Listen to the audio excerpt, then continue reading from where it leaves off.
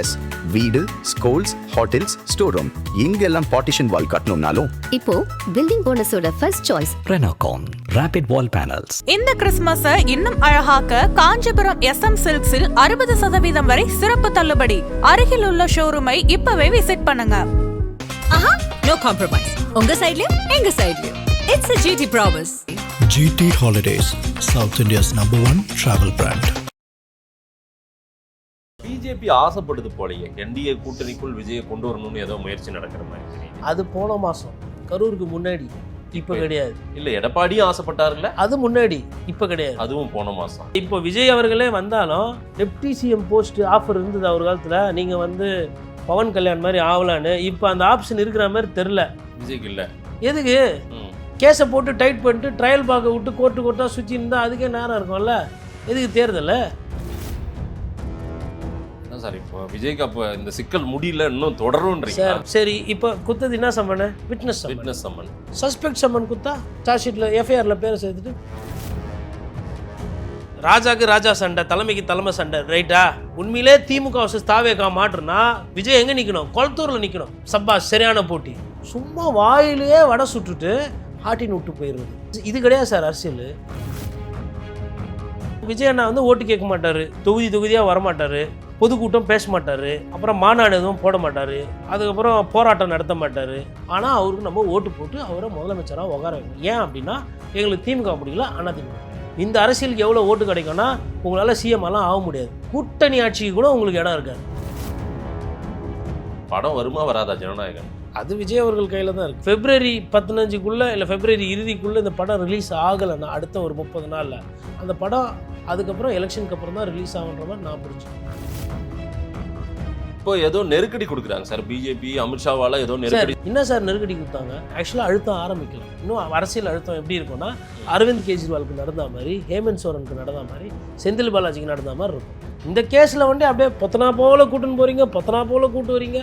கருப்பு சட்டை போட்டாருன்றாரு, அவர் என்னன்னா ஆட்டின்னு விட்டுன்னு போகிறாரு, இப்படி கை காட்டுறாரு, அது எப்படி அது எது இப்படி காட்டுறாரு. இதுதான் அரசியலா?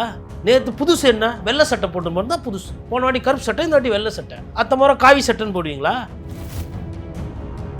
சென்சாரை பற்றியும் பேச மாட்டோம், சிபிஐ பற்றியும் பேச மாட்டாங்க. இது ரெண்டு தான் இப்போ அவங்களுக்கு பிரச்சனையே சார். அவங்க எதை பற்றியும் பேசாமல், நான் தான் சொன்னால, உழைக்காமல் பேசாமல் ஒரு பிரச்சனையை உணராமல் மொத்தமாக லம்பாட்சின்னு போனோம் அப்படின்னு பார்க்குறாங்க. முதலமைச்சர் பதவிக்கு ஆசைப்படுறீங்கன்னா அதற்கேற்ற உழைப்பு, அதற்கேற்ற சிந்தனை, அதற்கேற்ற ஆள் அமைப்பு, கூட்டமைப்பு, அதற்கேற்ற வியூவும், அதற்கேற்ற நல்ல சிந்தனை, இதெல்லாம் அமையணும். எதுவுமே அமையாமல். ஆதம் தமிழர்களுக்கு வணக்கம். பல்வேறு துறைகளில் ஆக சிறந்த ஆளுமைகளை சந்தித்து நாம் நேர்காணல் எடுத்து வருகிறோம். அந்த வகையில் மீண்டும் நம்மோடு இணைந்திருக்கிறார் பத்திரிகையாளர் திரு கோட்டீஸ்வரன் அவர்கள். அவரிடம் கேட்பதற்கு நிறைய இருக்கின்ற வார்களோடமே கேட்போம். வணக்கம் கோட்டீஸ்வரன் சார். நேயர்களுக்கும் நெறியாளருக்கும் அன்பு வணக்கம். எப்படி இருக்கீங்க? நலமா இருக்கு. ஸ்டுடியோவில் சந்திக்கிறோம், நிறைய பேசுவோம். திரு விஜய் அவர்கள் சிபிஐ பிரச்சனை, சென்சார் பிரச்சனை, பாவம் நிறைய சிக்கலை ஃபேஸ் பண்ணிகிட்டே இருக்காரு சார். உங்களுக்கு தான் தெரியும் என்ன நடக்குது. அவரை வச்சு ஏதோ அரசியல் பண்ணுறாங்க போல தெரியுதே. இந்த பிரச்சனைக்கெல்லாம் காரணம் ஏதோ ஒரு அரசியல் மறைந்திருப்பது போல தெரிகிறதே. இன்னைக்கு தேதியில் விஜய் யாரு? அரசியல்வாதி. அப்போ அரசியல் பண்ணுவாங்க. அரசியல்வாதியோட அரசியல் தானே பண்ண முடியும். அதை பண்ணுறாங்க, எல்லாரும் பண்ணுறாங்க, ஆளாளுக்கு பண்ணுறாங்க. உதாரணத்துக்கு இவரும் அரசியல் பண்ணார். இவர் என்ன விதமான அரசியல் பண்ணாருன்னா, அதிமுகவை குறைத்து மதிப்பிட்டார், அதிமுகவை கடந்து போனார். அதிமுக ஒரு சில உதவிகள் சொன்னபோது பேசின பொழுது அதிமுகவை இது பண்ணல. அது ஒரு மகன அரசியல். அப்புறம் திமுகவை எதிர்த்து அரசியல் பண்ணார். திமுக தீய சக்தி, திமுக வந்து நாட்டுக்கு கேடு, திமுக வந்து குடும்ப அரசியல் பண்ணுதுன்னு சொல்லிட்டு விமர்சனங்கள், குற்றச்சாட்டுகள், ஊழல், அவர் அரசியல் பண்ணார். அதுக்கப்புறம் காங்கிரஸ் கட்சி என்ன பண்ணுச்சு? விஜய் அவர்களை வைத்து அரசியல் பண்ணுச்சு. ஜனநாயகனுக்கு சப்போர்ட்டு, விஜய்க்கு வந்து ரொம்ப முக்கியமாக இருக்காரு, நாங்கள் விஜய் கூட போயிடுவோம்னு சொல்லிட்டு காங்கிரஸ் அவங்களுக்கு உண்டான அரசியல் பண்ணாங்க. அப்புறம் நாம் தமிழர் கட்சி அண்ணன் சீமான் என்ன பண்ணார்? அவரை விஜய் வைத்து அரசியல் பண்ணார். ஸோ அப்போ விஜய் வைத்து மற்றவர்களும் அரசியல் பண்ணுறாங்க, மற்றவர்களை வைத்து விஜயும் அரசியல் பண்ணுறார். அப்போ இது அரசியல். இப்போ இதுதான் அரசியல் அப்படின்னு அந்த களம் வந்துட்டதுக்கப்புறம் இவர் தான் போய் கரூரில் கூட்டத்தை போட்டார்.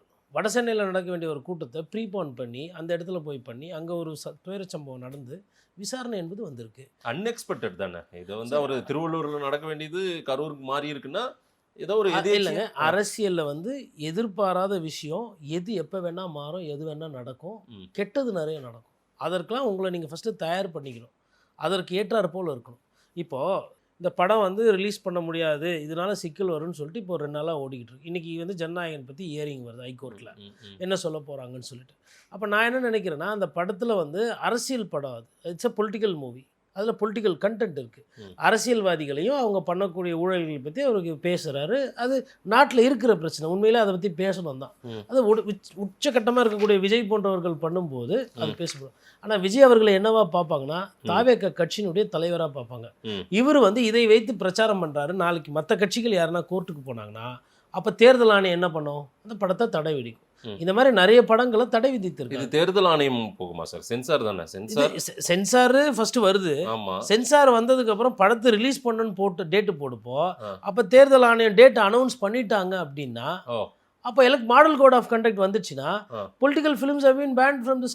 இந்த நாட்டில் இது மாதிரி பிரசிடென்ட்ஸ் இருக்கு. இல்லை அவ்வளோ லாங்காக போகுமா? ஏன்னா இன்னும் இன்னைக்கு வந்து நம்ம பேசிட்டு இருக்கிற நேரம் எனக்கு தெரிஞ்சு இப்போ உயர்நீதிமன்றத்தில் அது விசாரணைங்க 23 அது மறுபடியும் ரிவ்யூ போக சொல்லுவாங்கன்னு நினைக்கிறேன். அந்த படத்தை மறுபடியும் ரிவ்யூ போக சொன்னாங்கனாலுமே உங்களுக்கு வந்து ஒரு 20 நாள் 30 நாள் ஆச்சுனாலுமே அதுக்குள்ள மாடல் கோட் வந்துச்சுன்னா என்ன பண்ணுவீங்க? நீங்கள் ஜனவரி 20 இருக்கிறீங்க. என்ன சார் படம் வருமா வராதா ஜனநாயகன்? அது விஜய் அவர்கள் கையில் தான் இருக்குது.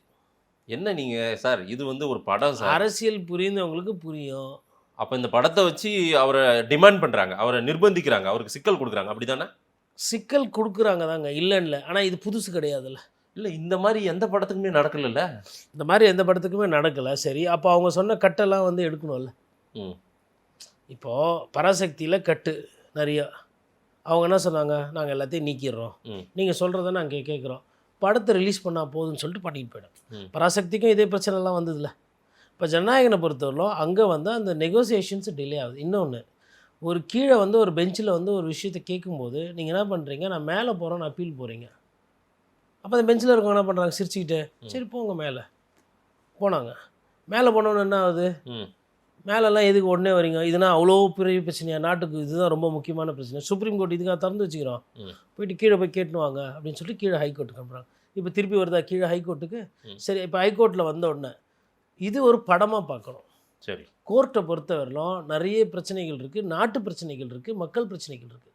ஒரு படம் என்பது ஒரு படம், அவ்வளோதான். நீங்களே சொன்னீங்க படம் தானே அப்படின்னு. அந்த படத்துக்கு எவ்வளோ முக்கியத்துவமும் கொடுப்பாங்க. இந்த படத்தை வந்து ஊழல் கொலைகேஸே வந்து வேகமாக விசாரிக்கிறது கிடையாது.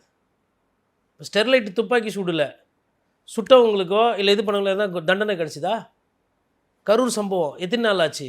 எதனா குற்றப்பத்திரிக்கையாச்சும் பதிவு பண்ணியிருக்கா? இல்லை லாக்அப் கஸ்டடி டெத் எத்தனை நடந்திருக்கு?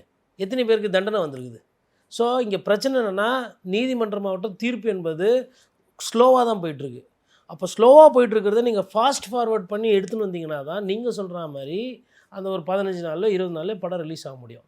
நான் நினைக்கிறேன்னா, ஒரு வேளை இந்த ஒரு 1 மந்த்துக்குள்ளே ஃபெப்ரவரி 15க்குள்ளே இல்லை ஃபெப்ரவரி இறுதிக்குள்ளே இந்த படம் ரிலீஸ் ஆகலைன்னா அடுத்த ஒரு 30 நாளில் அந்த படம் அதுக்கப்புறம் எலெக்ஷனுக்கு அப்புறம் தான் ரிலீஸ் ஆகுன்ற மாதிரி நான் புரிஞ்சுக்கிறேன்.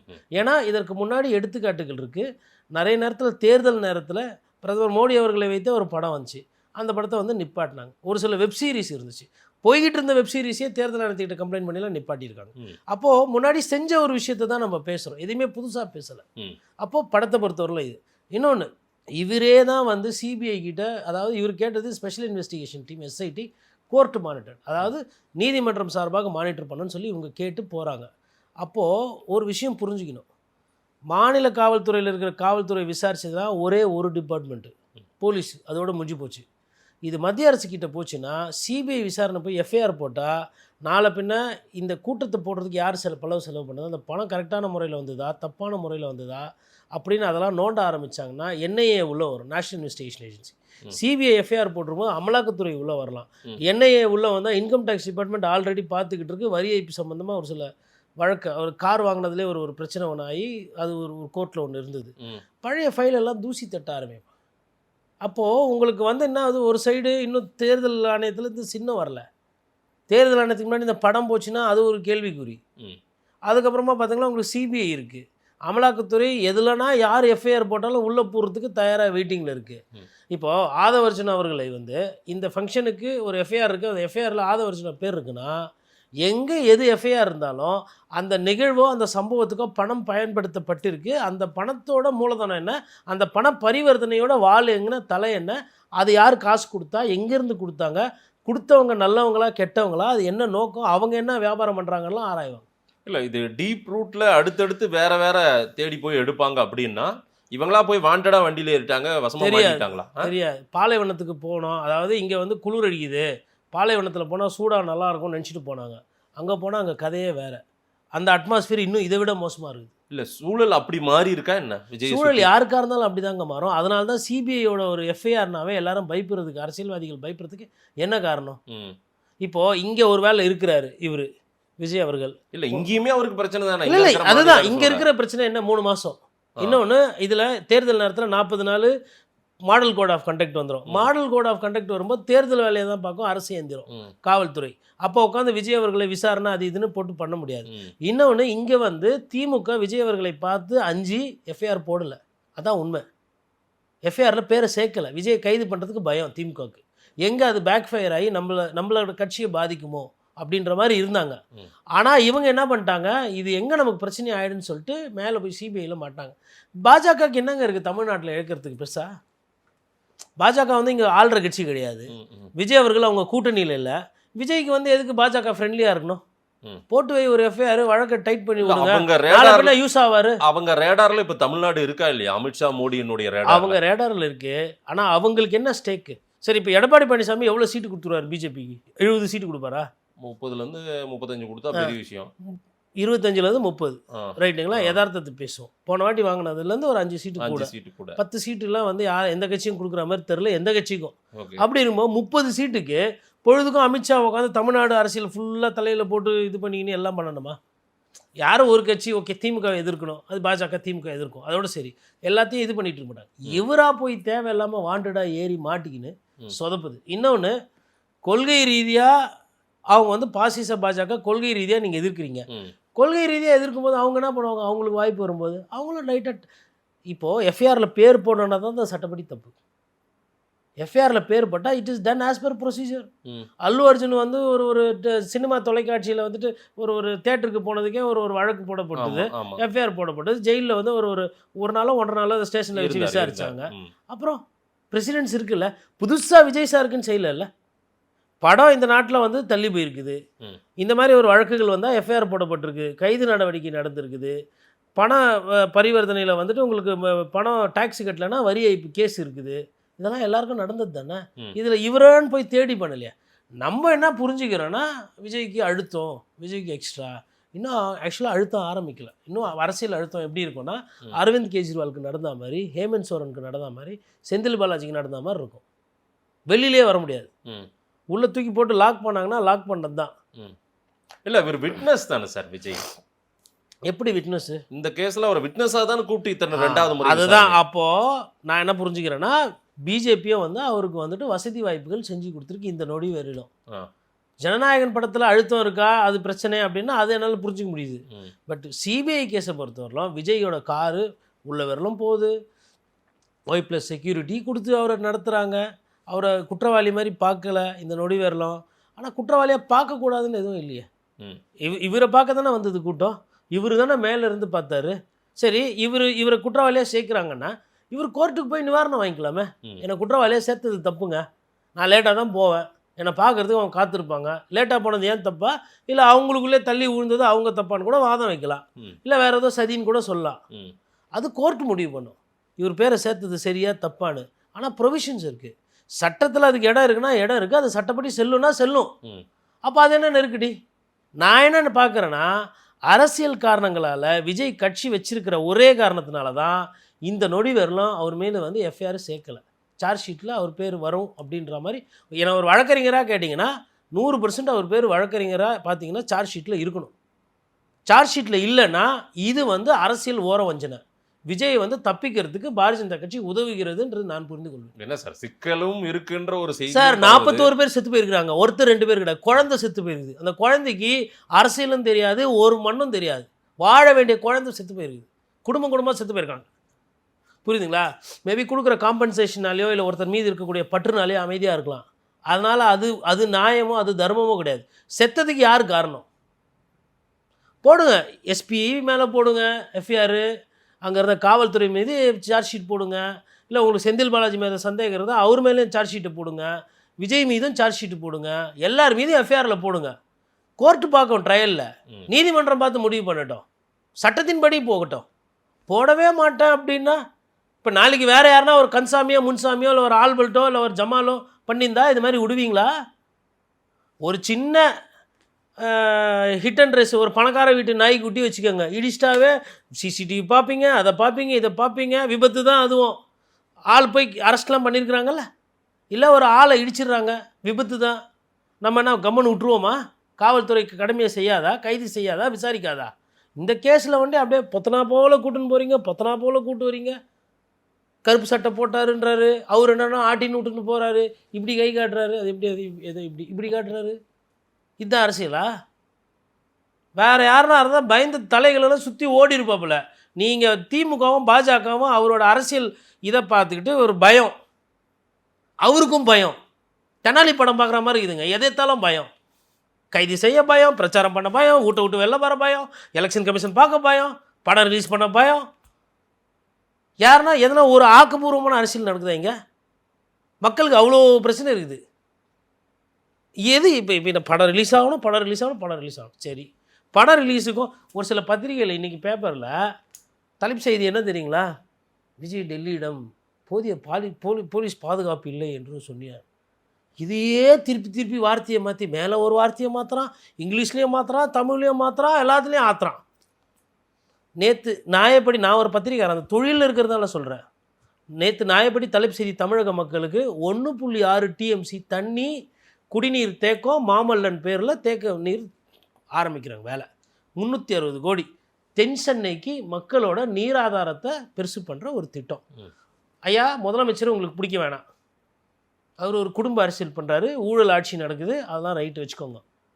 சென்னை குடிநீர் தேவையை பூர்த்தி செய்ய 1.6 TMCயில் தண்ணீருக்கு சேமிக்க ஒரு திட்டம், அரசு அறிவிப்புன்னு போட்டு 1ஆம் பக்கத்தில் போடலாம்ல, ஏன் போட மாட்டேறீங்க? விஜய் குனிஞ்சா நியூஸு, விஜய் திரும்பினா நியூஸு, தலைவாரினா நியூஸு, சோப்பு போட்டா நியூஸு. என்ன இது? இந்த பத்திரிகை நடத்துகிறோமா? டிஆர்பிக்கு வேண்டி என்ன வேணால் பண்ணலாமா? அதாவது புதுசாக எதனா சொன்னாரா நேற்று விஜய்? நேற்று புதுசு என்ன? வெள்ளை சட்டை போட்டு போகிறது தான் புதுசு. போன வாட்டி கருப்பு சட்டை, இந்த வாட்டி வெள்ளை சட்டை. அத்த முறை காவி சட்டைன்னு போடுவீங்களா? இன்னும் புதுசாக பண்ணிடுறாரு. நேற்று போய் காவல்துறை போதிய அளவுக்கு போடுறேன்னு ஃபஸ்ட்லேருந்து அதை தான் சொல்லிருக்கிறாப்பல. அப்புறம் எல்லாம் ஷார்ட் ஆன்சர் சொல்கிறாராம். இந்த வியூகத்து அடிப்படையில் எழுதுகிற செய்தி இருக்குது பாருங்கள், எம்மா. எனக்கு என்னென்னா, நீங்கள் செய்தி போடக்கூடாதுன்னு நான் சொல்லலைங்க. விஜய்க்கு கொடுக்குற அரசியல் முக்கியத்துவமான அந்த செய்தி மற்ற அரசியல் கட்சி தலைவர்கள் இப்போ நீங்கள் கொடுக்குறீங்கன்னா கிடையாது. இதில் அதிகமாக பாதிக்கப்பட்டிருக்கிறது அதிமுக, ஒரு பிரதான எதிர்க்கட்சி. 75 சட்டமன்ற உறுப்பினர்கள் அவங்க போய் சட்டமன்ற தொகுதி பிரச்சனையை பேசுவாங்க, இல்லை எதையோ ஒன்று பண்ணுறாங்க. இன்றைக்கி சட்டசபை நடக்கிறது கூட பெருசாக போடலங்க. அப்போ நம்மலாம் எதுக்கு சட்டமன்றம்னு ஒன்று இருக்குது, சட்டசபைன்னு எதுக்கு ஒன்று இருக்குது? மக்கள் பிரச்சனையை பேசுறதுக்குன்னு ஒரு அரசியல் சாசனம் திட்டம் எதுக்கு இருக்குது? பொழுதுக்கும் இதே தான், உங்கள் விஜய் உயிர் என்ன வரவா சொல்லிட்டு வீட்லேயே உட்காந்துருப்பார், வரவே மாட்டார். அதான் அந்த அரசியல். அதாவது இப்போ என்ன லெவலில் போயிடுச்சுன்னா, விஜய் அண்ணா வந்து பேசினாவே போதும். ஃபஸ்ட்டு அவர் போய் பிரச்சாரம் பண்ணுவாரா, மக்களோட பழகுவாரா, மக்கள்கிட்ட பேசுவாரா, அதெல்லாம் தாண்டி விஜய் அண்ணா பேசினாவே போதும். இது அடுத்த லெவலில் எங்கே போய் நிற்கணும்? மார்ச் 1ஆம் தேதியில் விஜய் அண்ணா பார்த்தாவே போதும். எது பார்த்தா ஓட்டு போடுறது, இப்படி போகுது. அதாவது இவர்கள், நான் ஒரு விஷயத்தை நல்லா தெளிவாக சொல்கிறேன். அது விஜய் சாராக இருக்கட்டும், ஸ்டாலின் சாராக இருக்கட்டும், இல்லை எடப்பாடி சாராக இருக்கட்டும், இல்லை மோடி சாராக இருக்கட்டும், you guys are public servant. நீங்கள் மக்களோட சேவகர்.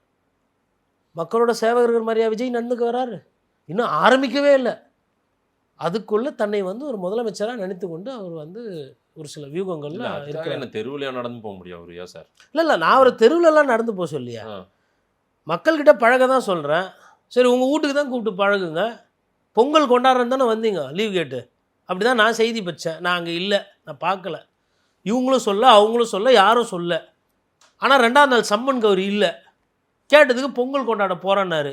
எங்கே ஒரு கரும்பு கடிக்கிற மாதிரி ஒரு படம், இல்லை மாட்டு வண்டியில் போகிற மாதிரி ஒரு படம், இல்லை ஒரு பானையில் வச்சு ஏதோ பொங்குற மாதிரி ஒரு படம். எப்போ பொதுமக்கள் கூடலாம் பழக வேணாப்பா, நீங்கள் எங்கே போனாலும் பக்கம் அமைச்சு 10 லட்சம் ரூபா 10 லட்சம் பேர் வந்துடுவாங்க.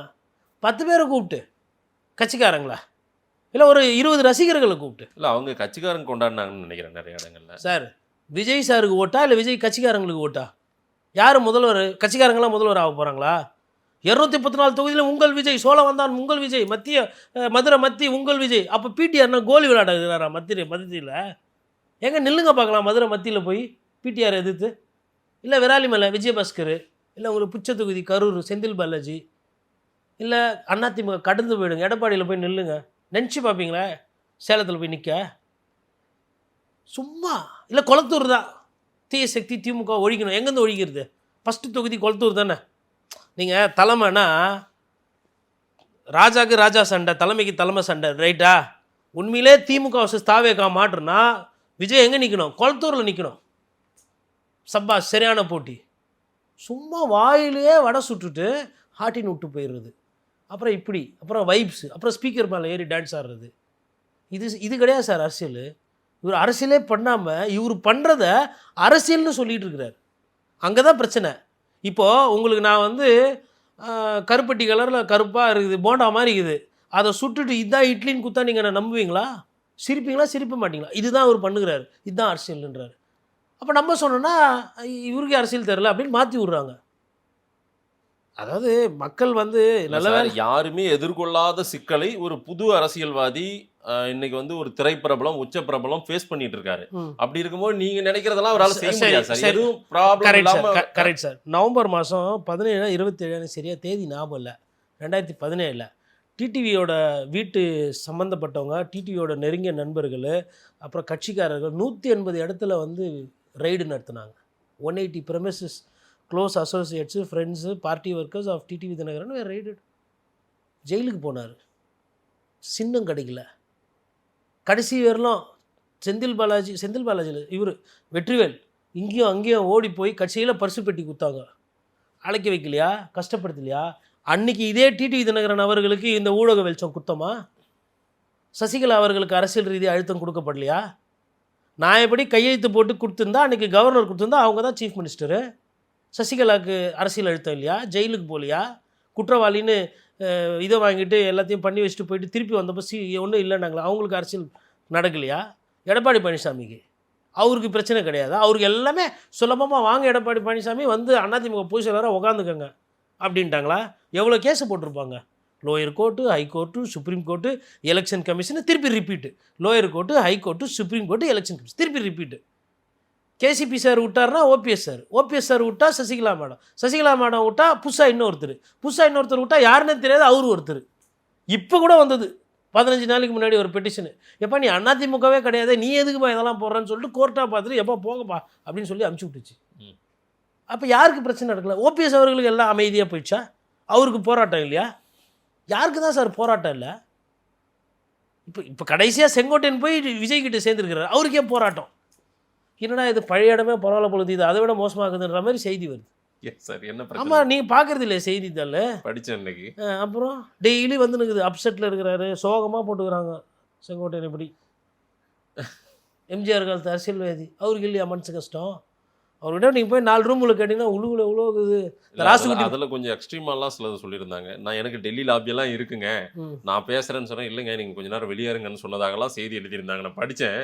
அது அவ்வளோ நம்புற மாதிரி இல்லை. செங்கோட்டையனை போய் அவ்வளோ நீங்கள் வெளியேறுங்க அப்புறம் கூப்பிட்றோன்னா சொல்ல போகிறாங்க. ஃபர்ஸ்ட் ஆஃப் ஆல் இப்படி ஒரு செய்தியே வந்துருக்கக்கூடாது. அது உண்மைத்தன்மையெல்லாம் அப்புறம் பாதி ஓகே, பாதி டீ இருக்கும், பாதி பால் எக்ஸ்ட்ரா, அதுக்கப்புறம் தண்ணி எக்ஸ்ட்ரா எல்லாம் ஊற்றி டீன்னு குடிக்கிறீங்க, ரைட்டு, அதுக்குள்ளே நான் போகல.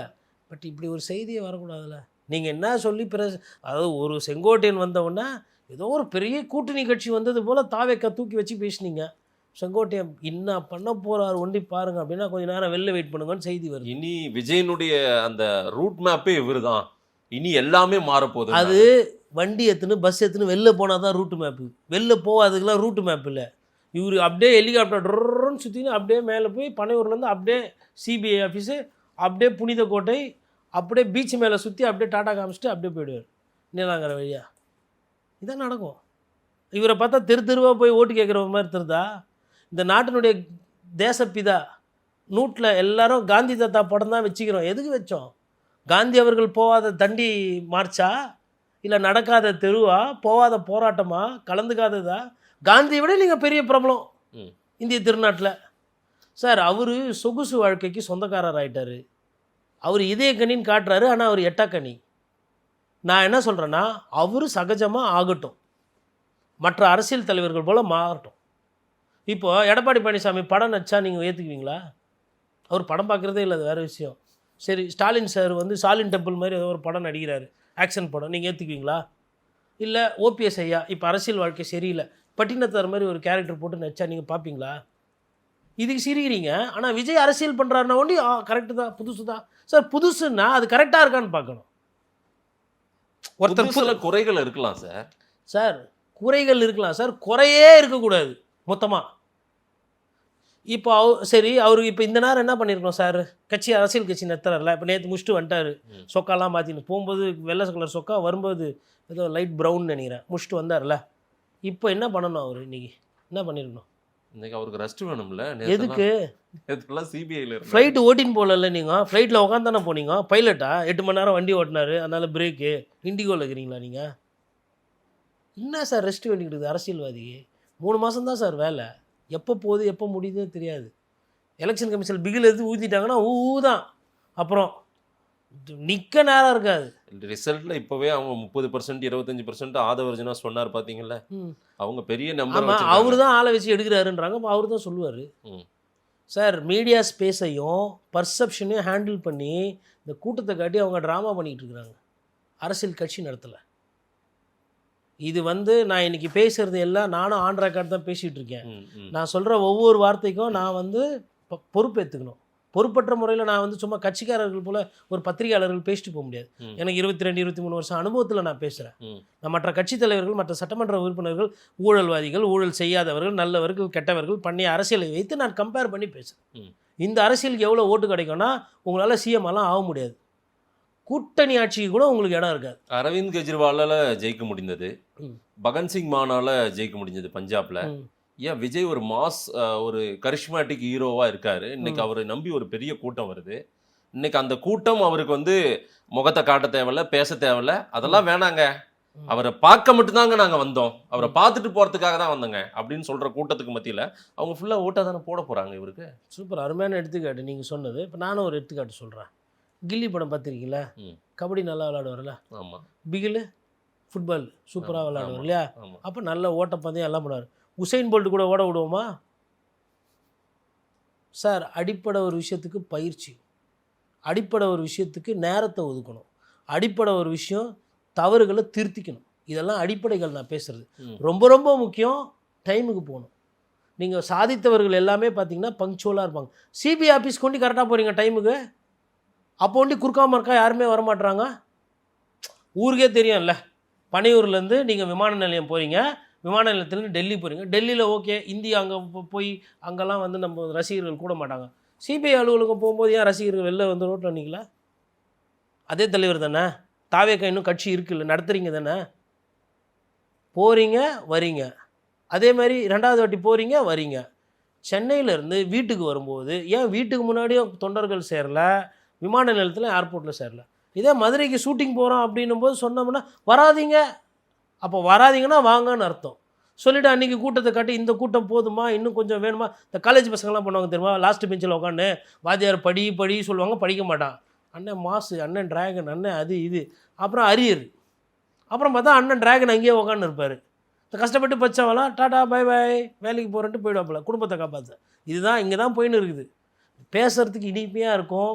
அதாவது திமுக மீது மேலே இருக்க மக்களுக்கு கோபம் நியாயமானது, அதிமுக மேலே மக்களுக்கு கோபம் இருக்குன்னா அது நியாயமானது, ஒவ்வொரு கட்சி பாஜக மேலே இருக்குன்னா நியாயமானது, அது மக்களோட கோபம். ஏன் அந்த கோவம்னா நீங்கள் எதையோ அவங்களுக்கு தப்பு பண்ணியிருக்கிறீங்க, எங்கேயோ ஒன்று விலைவாசி ஏற்றிருப்பீங்க, இல்லை ஊழல் பண்ணியிருப்பீங்க, இல்லை அடாவடி ஆட்சியாக இருக்கும், இல்லை சட்ட ஒழுங்கு சீர்கெட்டு போயிருக்கும், இல்லை ஒரு விஷயத்தை எடுத்துருந்து திணிப்பீங்க, மத ரீதியாக எதனா ஒன்று பண்ணியிருப்பீங்க, சாதி ரீதியாக எதனா பண்ணியிருப்பீங்க, எதையோ ஒன்று எங்கேயோ பண்ணியிருக்கீங்க, அதனால் கோவம் இருக்குது. இந்த கோவம் ஒரு சைடு இருக்கட்டும்ங்க. இந்த கோவம் வரும்போது பொதுவாக என்னன்னா, புதுசாக ஒருத்தர் வராரு, இவர் இன்னும் நல்லா பண்ணுவார். இது நான் என்ன பார்க்குறேன்னா, ஓப்பனிங்கே சரியில்லை. மாற்றுன்னு வர்றது ஒரு சில விஷயத்த எளிமையாகவும் துணிமையாகவும் பண்ணணும். எளிமை சுத்தமாக கிடையாது. இப்போ காமராஜர் ஐயாவை எதுக்கு இன்னும் நேசிக்கிறேன் இந்த மண்ணில்?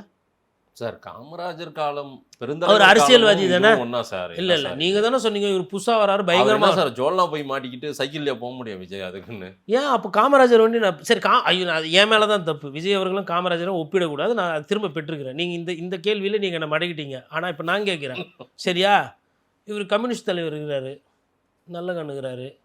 அட்லீஸ்ட் நல்ல கண்ணுன்னா வேண்டுதலாகவே வந்து இப்படி ஏழ்மையாக இருக்கணும்னு எதனா நேந்தி விட்ருக்கா? ஏன் அப்படி இருக்கிறாங்க? அப்போ சரி காமராஜர் சரி கம்யூனிஸ்ட் தலைவரும் வேணாம், சாதாரணமாக இருக்கலாம்ல, கொஞ்சம் ஒரு அரசியல்வாதியாக மாறினால.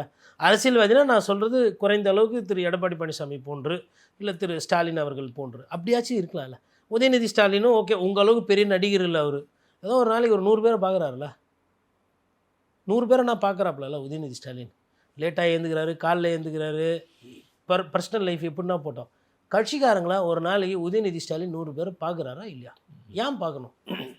எதுக்கு இளைஞர்களோட இன்ட்ராக்ட் பண்ணோம்? எதுக்கு கட்சி நிர்வாகிகளை சந்திக்கணும்? பிரசன்ஸ் வேணும் சார். இருக்கணும். அப்போ இவர் ஆப்சண்ட்னு எடுத்துக்கிட்டா கிளாஸ் ரூமில் இப்போ இது எப்படின்னா இப்போ ப்ரெசன்ட் ஆப்சண்ட்னா ப்ரெசன்ட் இருக்கிற பசங்களுக்கு டீச்சர் சந்தோஷப்படுவாங்களா இல்லை ஆப்சண்ட் ஆகிறவங்களுக்கு டீச்சர் சந்தோஷப்படுவாங்களா?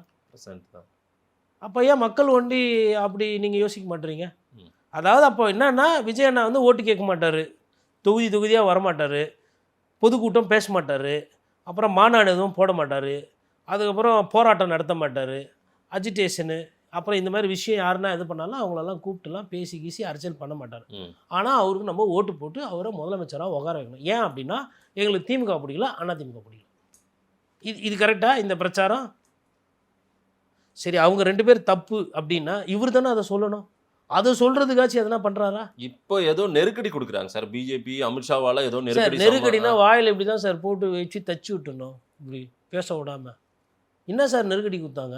ஜாலியாக போயிட்டு ஜாலியாக வந்து நான் சொல்கிறேன் ஆட்டின் போட்டுனுக்கிறாருன்னு. இவருக்கு அரசியல் தெரியாமல் இவராக போய் மாட்டினார். வண்டி ஓட்ட தெரியாமல் ஓட்டின்னு போயிட்டு வண்டியில் பிரச்சனைன்ற மாதிரி இருக்குது. அரசியல்னால் இதெல்லாம் வரும். எப்படி அரசியல் வந்தோன்னா வாங்க நீங்கள் தான் விஜய் சாரா, எம்மாம் பெரிய ஆர்டிஸ்ட்டு, நீங்கள் எம்எல்ஏ ஆகுனா எங்களோட பாக்கியம், நான் இந்த தொகுதியில் நிற்கல அப்படின்னு சொல்லிட்டு மற்ற கட்சியக்காரங்களாம் கையெழுத்து கும்பிட்டு போயிடுவாங்க. உழைக்காமலே மொத்தமாக அடிச்சுன்னு போனோன்னு ஒரு கூட்டம் வேலை செய்யுது. இதில் அண்ணன் சீமான் அவர்கள் அவர் ஒரு தண்ணீர் ஆகும். இப்போது 3வது 4வது போட்டிக்கு ஒரு சண்டை நடக்குங்க, 1வது 2வது போட்டிக்கு ஒரு சண்டை நடக்குங்க. மற்றபடி 1 2 போட்டியில் அதிமுகவும் திமுகவும் இல்லை திமுகவும் அதிமுகவும் அப்படின்றதுல நான் ஒரு பத்திரிகாரனா இந்த தேர்தலுக்கு தெளிவாக இருக்கு. திமுக அதிமுகவாக தான் இருக்கும். ஆமாம். இப்போ நான் பேசினது 2026க்கு பேசினதை எடுத்து வச்சுட்டு 2031க்கு போட்டு காட்டக்கூடாது. பாருங்கள் அன்றைக்கி சொன்னார், இன்றைக்கி களம் பாருங்கள், ஒரு திராவிட கட்சி அழிஞ்சிச்சு.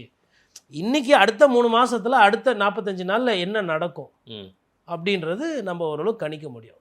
விஜய் அதில் ஒரு பவர்ஃபுல் பிளேயராக நீங்கள் பார்க்குறீங்களா இல்லையா? Vijay will be a spoil sport.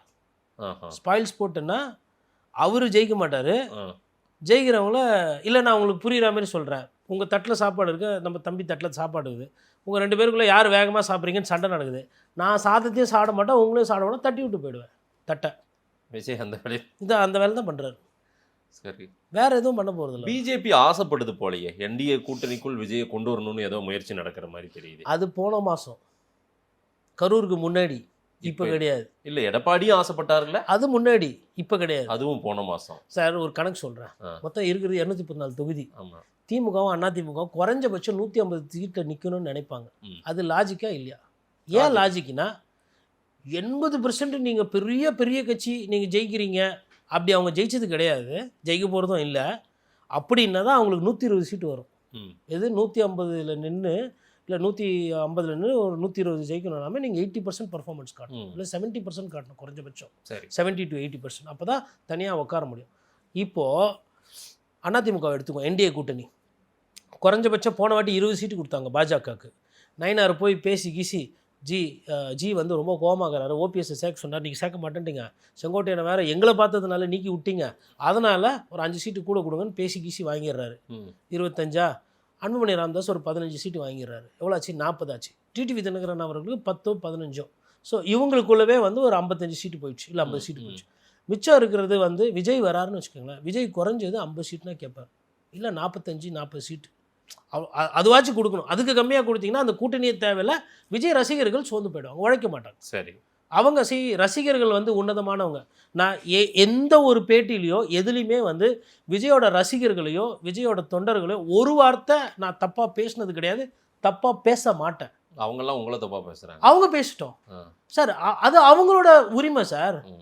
அவங்களுக்கு அவங்களோட விஜயண்ணா மீது இருக்கிற நம்பிக்கையும் காதலும் நான் வைக்கிற கருத்தை விட பெருசு. அதனால் அவங்க அதை பேசுவாங்க, அது அவங்களோட உரிமை.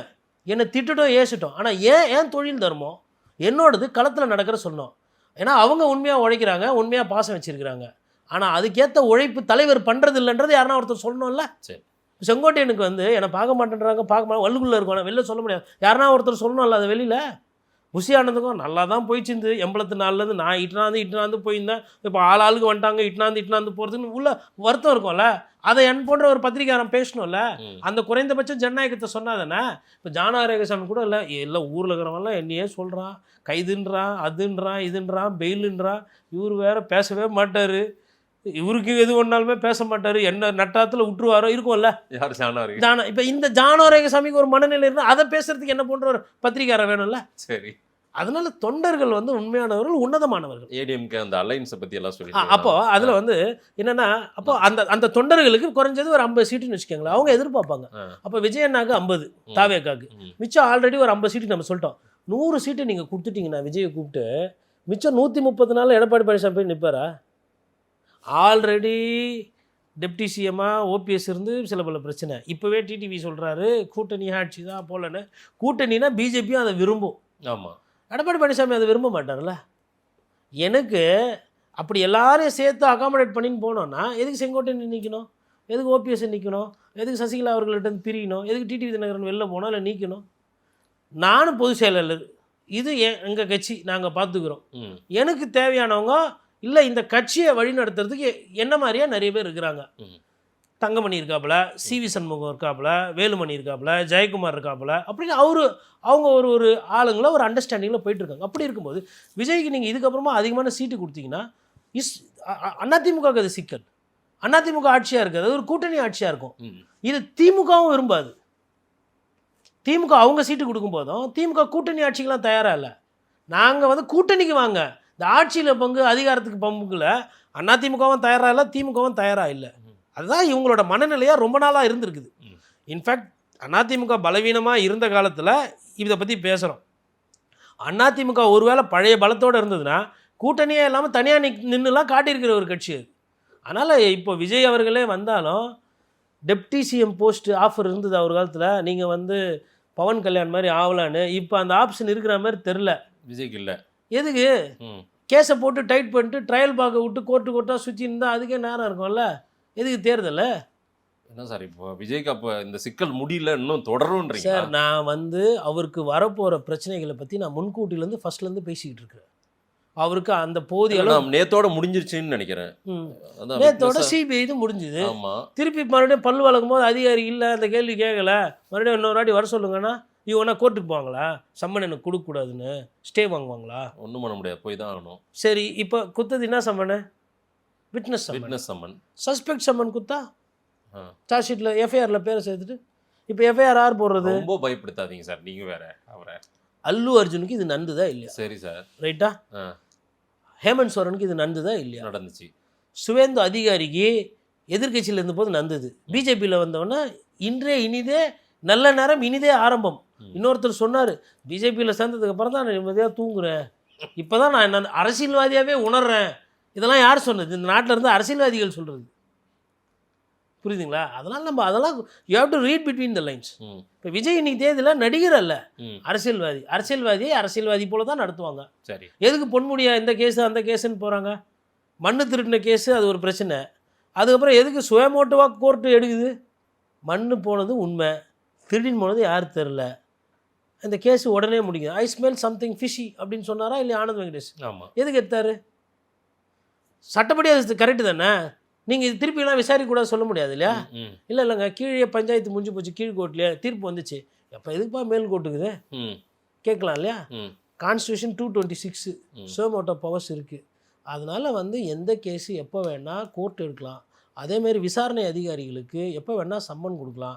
நீங்கள் ஒரு வேளை சம்மன் கொடுத்துட்டு அண்ணா ஷூட்டிங்கில் இருக்காரு பிஸியாக இருறாருன்னா அந்த சம்மனை 3 வாட்டி எடுத்துன்னு போய்ட்டு பாருங்கள் சம்மன் கொடுத்தா வரமாட்டேன்றாரு, அதான் அரெஸ்ட் வாரண்ட் கொடுக்கும், கோர்ட்டில் போட்டு கோர்ட்லேருந்து வாங்கிட்டு வருவாங்க வாரண்ட்டை. இன்னும் அவங்களே கைது செய்யணும்லாம் செய்யலாம். ஆனால் இந்த கேஸில் சிபிஐ வந்து அவங்கள கைது செய்ய மாட்டாங்க. நேற்றுலேருந்து இன்னொரு செய்தி ஒன்று பரவுது. பட் இது விவாதத்துக்குரியதான்னு எனக்கு தெரியல. நான் முழுமையாக நம்புகிறேன் தாவேகா தேர்தலெல்லாம் பங்கேற்க போகுது. ஆனால் அவங்க தேர்தலில் இது ஏகப்பட்ட சிக்கல் இருக்குது, இந்த தேர்தலை சந்திக்கலாமா வேண்டாமா, அல்லது அவர் அரசியலிருந்தே பின்வாங்க போகிறார், அந்த மாதிரி செய்திகளை உலாவுங்கிறாங்க. இதெல்லாம் நேற்றுக்கே நிர்மல்குமாரோ சில வதந்திகளாம் ஆளாளுக்கு எழுதினுங்கிறாங்க, பேசிகிட்டு இருக்காங்கன்னு டெல்லியில் வச்சு சொல்லிட்டாரு. பட் அப்படியெல்லாம் கூட விஜய்க்கு அந்த மாதிரி ஒரு சிக்கல்லாம் போகுமா என்ன? கண்டிப்பாக அங்கே பேய் கதை நிறைய வரும், பொய் உண்மைக்கு மாறான செய்திகள் வரும். இது யார் அரசியல் கட்சி நடத்தினாலும் வரும், விஜய்க்கும் வரும், உண்மை இல்லாத செய்திகள் வரும். இந்த மாதிரி அந்த கட்சிக்கு வந்து ஒரு இது வந்து நல்ல செய்தி கிடையாது விஜய் தொண்டர்களுக்கு, இது போல் செய்திகள் வருது. அப்போ அதை சரி செய்கிறதுக்கு என்ன பண்ணோம், பத்திரிகையாளர்கள் அடிக்கடி சந்திக்கணும். சரி இவருக்கு தான் கூச்ச சுபாவம், பத்திரிகையாளர் பார்த்தா வெக்கப்பட்டுன்னு போயிடுவார், அட்லீஸ்ட் வேறு யாருனா வச்சு ரெகுலராக 3 நாளைக்கு ஒரு வாட்டி 4 நாளைக்கு ஒரு வாட்டி பத்திரிகையாளர் சந்திக்கணும். மற்றவங்களாம் சந்திக்கிறாங்களா? எங்க 2G கேஸில் கலைஞர்கிட்ட கேட்காத கேள்வியாங்க முதலமைச்சர்கிட்ட? இல்லை கலைஞர் பிரபலம் இல்லையா தமிழ்நாட்டில்? போனால் கூட்டம் சேராதா? கேட்கல கேள்வி? அம்மையார் ஜெயலலிதா கிட்ட கேட்கல உங்கள் மீது வந்து ஊழல் கேஸ் இருக்குன்னு? ஏன் இவரு உட்காந்து கரண் தாப்பர் உட்காந்து கிழிக்கல அம்மையார் ஜெயலலிதாவை? எதிர்கொள்ளணும். இன்னொரு தகவலும் சொல்றாங்க சார், டிவிகேவில் இருந்து யாரும் ஸ்போக் பர்சன்ஸ் வந்து இந்த சிபிஐ சென்சார் விஷயங்களுக்கு பற்றி விவாதங்கள் யாரும் பங்கேற்காதீங்கன்னு சொன்னதாகவே ஒரு வார இதழ் ஒரு செய்தி வெளியிட்டிருக்காங்க. உண்மைதான், நான் விசாரித்தது உண்மைதான். ஆமா, யாரையும் பேச வேண்டாம்னு சொல்லி பத்திரிகையாளர்களுக்கு நண்பர்கள் இருக்கிறாங்க.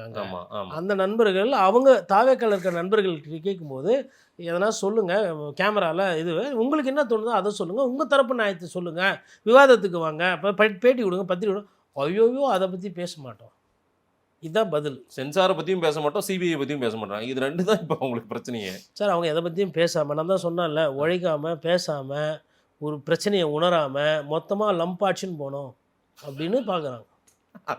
அது வாய்ப்பு? ஆமாம், வாய்ப்பு இல்லை, எனக்கு தெரியும் அது வாய்ப்பு இல்லைன்னு. அண்ணன் சீமானிட்ட சொன்னால் வாய்ப்பு இல்லை ராஜான்னு அவர் என்ன அதை ராகமாக சொல்லுவார். காத்து வாக்கில் ஏதாவது கிடைக்கிறதெல்லாம் அள்ளிட்டு போகிற மாதிரி, அவ்வளோதான். உழைக்காமல் இந்த நம்ம மோர் மார்க்கெட்டெல்லாம் பார்த்தீங்கன்னா இந்த பாம்புக்கும் கீரிக்கும் சண்டை வரும்னு சொல்லிட்டு சண்டையே விட மாட்டான். ஆனால் பாம்புக்கும் கீரிக்கும் சண்டைன்னு சொல்லிட்டு டிக்கெட் போட்டு விற்று துட்டு எடுத்துன்னு போயிடுவாப்புல போகும்போது. நீங்கள் எவ்வளோ நேரம் பார்ப்பீங்க? இப்போ சண்டை விடுப்பா, கீரி இப்படி பண்ணுப்பா, அப்படி பண்ணுவான், கீரி இப்படி பண்ணுவான், பாம்பு இப்படி பண்ண திருப்பி எடுத்து குண்டுக்குள்ளே போட்டு வச்சுக்குவான். அப்புறமா சாயந்தரமாக எல்லாம் டயர்டாகி வீட்டுக்கு ட்ரெயின் பிடிக்கிறவங்க ட்ரெயின் போகணும், பஸ் பிடிக்கிறோம், சென்ட்ரல் ஏறி பஸ்ஸு போனோம் இல்லையா, அவங்க போயிடுவாங்க. பாம்பை இவர் தான் கீரியை இவர் தான் 2 பத்திரமா பையில் போட்டு எடுத்துன்னு போயிடுவார். இப்போ அது அந்த வித்தகார தம்பிங்களாம் இப்போ பேன் பண்ணிக்கிறாங்க மனச்சட்டத்துக்கு மூலிமா, அது பண்ணக்கூடாதுன்ட்டு. இல்லைன்னா அந்த வியாபாரம் இன்னும் நடக்கும். கிட்டத்தட்ட இது இப்படி தான் போகுது. அதாவது பாஜகவை எதிர்க்கிறேன், ஆனால் பாஜகவை பேச மாட்டேன், திட்ட மாட்டேன். எப்போ எதிர்ப்பனா எப்படிப்பா, அதான் வார்த்தையில் சொல்லிட்டேனே, அதோட முடிஞ்சுதா? ஆமாம், பாசிச பாஜக, திருப்பி பாஜக எதிராக, ஆமாம் பாசிச பாஜக. இதுக்கு எதுக்கு நீங்கள் ஒரு கட்சி நடத்தணும்? ஒரு டேப்பில் ரெக்கார்ட் பண்ணிட்டு பாசிச பாஜக ப்ளே பண்ணிட்டு இந்த புஷ்பா படத்தில் திருப்பி போட்டு கேட்பாப்பால தெரியுமா அந்த அதிகாரி எஸ்பி சுக்காவத்து, அவர் பேர் என்னது, அதுமாதிரி சிக்காவத்து, புஷ்பா மன்னிப்பு கேட்குது, அது மாதிரி பிஜேபி பாசிச கட்சி, இதுதான். அதை தாண்டி அதெல்லாம் பிஜேபி பாசிச கட்சி, இதுதான் நடக்குது. இது ஏன் நான் பட ரீதியாக சொல்கிறேன்னா, படத்தால் ஈர்க்கப்பட்டவர்களுக்கு பட ரீதியாக எடுத்துக்காட்டு சொன்னால் அதிகமாக போகும். ஏன்னா நான் காமராஜரை பற்றி பேசுகிறேன், நீங்களே என்ன அனுமதிக்க மாட்டீங்க. இல்லை அது நடைமுறையில் சாத்தியம் இல்லைன்றீங்க. நல்ல 26 என்னவாகும் விஜயனுடைய தாவேகாவினுடைய கட்சி அரசியல்? மேலகரவன் பார்த்துக்குவான், பாஜக கையில் இருக்குது. லம்பா முதல்ல கிட்டது தப்பிச்சு போய் நல்ல சொரா மீன்கிட்ட பல்லுலாம் பெருசாக வச்சுன்னு சொரா மீன்கிட்ட, கிரேட் ஒயிட் ஷார்க் என்று ஆங்கிலத்தில் சொல்லுவாங்க, அதுக்கிட்ட போய் லம்பா நடுக்கடலில் மாட்டுனுக்கிறாரு. அதுக்கு நிறைய பல்லு, CBI, ED, NIA, bank, income tax, election commission, censor, என்னென்னமோ இது அந்த சொரா மீனுக்கு, அதுக்கிட்ட போய் மாட்டுனுக்கிறாரு. நான் அரசியல்லாம் பேசுகிறேன், நான் யதார்த்தத்தை பேசுகிறேன். இப்போ இதே அழுத்தம் அதிமுகவுக்கும் இருக்கும், இதே அழுத்தம் திமுகவுக்கும் இருக்கும். பட் அதை எதிர்கொள்கிறதுக்கு அவங்கக்கிட்ட கட்சி பலம் இருக்குது, வழக்கறிஞர் அணி இருக்குது, இளைஞர் அணி இருக்குது, இங்கேயும் இருக்குது. அவங்க என்ன பண்ணுவாங்கன்னா, பிஜேபி திட்ட மாட்டாங்க, என்ன திட்டுவாங்க. இல்லை என் போன்ற பத்திரிகையாளர் மாத சம்பளத்துக்கு பைக்கில் சுற்றுறான் இல்லையா, அவனை பிடிச்சி ஊய் சூற விட்ருவேன், இது மாதிரி அதெல்லாம் பேசிகிட்டு இருப்பாங்க. அந்த தம்பிகளுக்கு அவ்வளோதான் தெரியும். விஜய் அண்ணா இதெல்லாம் மாற்றிக்கிட்டாருன்னா உங்கள் அண்ணன் முதலமைச்சர் ஆகிறத என் போன்றவரில் எந்த கொம்பாதி கொம்பனாலும் தடுக்க முடியாது. ஆனால் அதுக்கு நான் என்ன சொல்கிறேன்னா, நீங்கள் என்ன சொல்கிறீங்க, அவர் கிரவுண்டில் ஓடினா ஜெயிச்சிருவாருன்றீங்க. நான் சொல்கிறேன், எப்போ கிரவுண்டில் ப்ராக்டிஸ் ஆச்சு பண்ணணும்ப்பா. கிரவுண்டுக்கே வராமல் ஃபஸ்ட்டு ரேஸ்லேயே ஓடுறதுக்கு இது கில்லி படம் இல்லைன்னு நான் சொல்கிறேன். அவர் கிரவுண்டை பார்த்தாவே போதுன்றாங்க சார். இது என்னங்க இது விட்டலாச்சாரியா படம் மாதிரி நீங்கள் சொல்கிறீங்க. மாயமோகினியில் காலில் வச்சு அடுப்பு கொளுத்தி அப்படியே சோறாக்கும். நல்லாயிருக்கும் காட்சி. ஜெகன்மோகினி சாரி மாயமோகினின்ட்டு ஜெகன்மோகினி படத்தில் அது மாதிரியா தேர்தல் பார்த்தாவே அப்படியே சோறாயிடும்ன்ற மாதிரி, இல்லை பார்த்தாவே ஜெயிச்சல தேர்தலில் ஜெயிக்கிறது. அப்போ ஓட்டு கேட்க போகிறது இல்லை, ஜனங்களை போய் பார்க்க மாட்டீங்க. ஜனங்க வந்து அதாவது எப்படி பாஷாபாய் மாதிரி இப்படி காலில் போட்டு பக்கத்தில் ஒரு 2 கிரேட் டேன்னு இந்த சைடு ஒரு சிறுத்தை வச்சுக்கின்னு பொதுமக்கள்லாம் வந்துட்டு பாஷாபாய் வணக்கம் பாய் ஓட்டு போட்டோம் பாய் தாவேக்கலாம் இப்படி எதனா பண்ணிட்டு போகணுன்னு நினைக்கிறீங்களா? நாடோரே நல்லோரே நல்லெண்ணம் கொண்டோரே நாளை நல்லது ஒரு தீர்ப்பினை வழங்கிடும் எசமானர்களே, வருகின்ற சட்டமன்ற தேர்தலில் உங்கள் பொன்னான வாக்குகளை உங்கள் வீட்டு பிள்ளை விஜய்க்கு போட வேண்டும் என்று இவர் தான் போய் கேட்கணும். ஏங்க நாங்கள் ஓனருங்க, ஓட்டரு. இப்போ பொதுமக்கள் நாங்கள் ஸ்டாலினை கேள்வி கேட்குறோம், எடப்பாடியை கேள்வி கேட்குறோம். அப்படி இருக்கிறாங்கல்ல, சுயமரியாதைக்கு சொந்தக்காரங்க தானே. இன்னும் ஒரு சில படி மேலே போயிட்டு அவன் 2000 கொடுக்குறான், நிம்மல் எவ்வளோ கொடுக்குறான் இப்படிலாம் கேட்குறாங்க. ஆமாம். இப்போ வட இந்தியாவில் இருந்து இங்கே வந்தவங்களே இப்போ தமிழ் நல்லா தெரிஞ்சு இப்படி கேட்குறாங்க. சேகர்பாபு போன வாட்டி கொடுக்குது, இந்த வாட்டி கொடுக்குது தெரில, வினோத் செல்வன் நிற்குது, பார்க்கணும். தெளிவாகிறாங்களா ஜனங்க? கன்னியாகுமரி அடித்த படித்த மாவட்டம், அங்கே போய் கருத்து கணிப்புலாம் எடுக்க வேணாம். ஒரு வீட்டை பார்த்தோன்னே நீங்கள் கண்டுபிடிச்சிடலாம் அவங்க யாருக்கு ஓட்டு போடுவாங்கன்னு. அப்படி இருக்காங்க மக்கள். அதனால் அவர் நடிகராக வராரு, அது அரசியலுக்கு நல்லது. விஜய் அவர்களோட வரவு வந்து 100% அரசியலுக்கு நல்லது. ஏன்னா ஒரு பயம் இருக்கும், அதிமுகவுக்கு ஒரு பயம் இருக்கும், திமுகவுக்கு ஒரு பயம் இருக்கும், நாம் தமிழர் கட்சிக்கு ஒரு பயம் இருக்கும். அது இருக்கணும். அதே நேரத்தில் இவருக்கும் பயம் இருக்கணும். இவர் பயப்படாத மாதிரியே ரொம்ப நாளாக நடிச்சு நிற்கிறாரு. நான் அதை தான் சொல்கிறேன், நடிக்கிறத நிப்பாட்டிட்டு பாஸ் அரசியல்வாதியாக மாறுங்க நடிச்சுக்கிட்டு இருக்கிறாரு. இந்த பேட்டியாவது அவர் முழுமையாக பார்க்குறாரு. அவர் எதுக்கு பார்க்கணும்? எப்படியும் கொண்டு போவாங்க சார். சார் இல்லை நம்ம பேசுறது பொதுமக்களுக்கு. அவங்க திட்டட்டும், அவங்க பாராட்டும், அவங்க பார்க்கட்டும், அவங்களுக்கு தான் இது. சரி, இதை பார்த்துட்டு விஜய் சார் மாற போகிறாரு அப்படின்னு நினச்சா ஏன் நேரம் வேஸ்ட்டு. ஏன் நேரத்தோட முக்கியத்துவம் எனக்கு தெரியும். எனக்கு வந்து லட்சமாக கோடியெல்லாம் வரப்போகிறது கிடையாது. ஏதோ எனக்கு இருக்கிற நேரத்தில் நான் வந்து படித்து அரசியல் தெரிஞ்சு நம்ம அவ்வளோதான். அதனால் இவர் பார்த்து அவருக்கு புத்தி சொல்கிற அளவுக்கு நமக்கு கிடையாது. ஆனால் அவர் பண்ணுறது தப்புன்றது சொல்கிற அளவுக்கு எனக்கு வந்து என்னோட மூத்த பத்திரிகைகள் என்ன தயார் செஞ்சுருக்கிறாங்க. அதனால் அந்த அடிப்படையில் தான் பேசுகிறேன். அவர் சார் முதலமைச்சர் பதவிக்கு ஆசைப்படுறீங்கன்னா அதற்கேற்ற உழைப்பு, அதற்கேற்ற சிந்தனை, அதற்கேற்ற ஆள் அமைப்பு, கூட்டமைப்பு, அதற்கேற்ற வியூகம், அதற்கேற்ற நல்ல சிந்தனை, இதெல்லாம் அமையணும். எதுவுமே அமையாமல் அப்புறம் இப்படி அப்புறம் நண்பா நண்பி தோழா தொழி வார்த்தைகளை புதுசாக கண்டுபிடிச்சி 4 வார்த்தை போட்டால் முதலமைச்சராக இல்லாமா? டிரான்ஸ்ஃபார்மர் திடீர்னு போகிறான் சார். லைவாகிற டிரான்ஸ்ஃபார்மரை செங்கல்பட்டுல காஞ்சிபுரத்தில் 35 டிரான்ஸ்ஃபார்மர் திடீர்னு போய்க்கிறான். நியூஸ் பார்த்தேன் நானும். கரண்ட்டில் இருக்கிறத கரண்ட் டிஸ்கனெக்ட் திருடி போகிறான். நாடு இப்படி போயின்னு இருக்குது தெரியுமா? ஏரியை காணும், மண் அப்படி அப்படியே பாலமாக அள்ளின்னு போகிறாங்க. குடிமராமத்து பண்ணலான்னா எந்த மராமத்தும் பண்ண முடியாது, உள்ளே தான் ஊந்து சாகணும். நாடு இப்படி போயின்னு இருக்குது. நம்ம என்னடான்னா ஜனநாயகன் வரல, சரி ஜனநாயகன் வரல, சோறு தண்ணி வரலன்னா என்ன பண்ணுவேன்? அண்ணன் சீமான் அதெல்லாம் பற்றி பேசுறாரு, அவரையும் கண்டுக்க மாட்டேன்றோம். போது எதுமோ மக்கள் பார்க்குறாங்க. விஜய் அரசியலை டீகோட் பண்ணியிருக்கீங்க நிறைய விஷயங்கள். அதே போல் அவான்டடாக வண்டியில் ஏறி போய் டெல்லியில் மாட்டினுகிறாரு அப்படின்ற விஷயத்த சொல்லியிருக்கீங்க. அடுத்து நடக்க போகிறதையும் சொல்கிறீங்க. அல்லு அர்ஜுனாவை வேற கண்ணுக்கு முன்னாடி கொண்டு வரீங்க. பார்க்கலாம் என்ன நடக்குது அப்படின்னு. நேரில் வந்து நேரம் கொடுத்து பேசுங்க. நன்றி கோட்டீஸ்வரன் சார். நன்றி.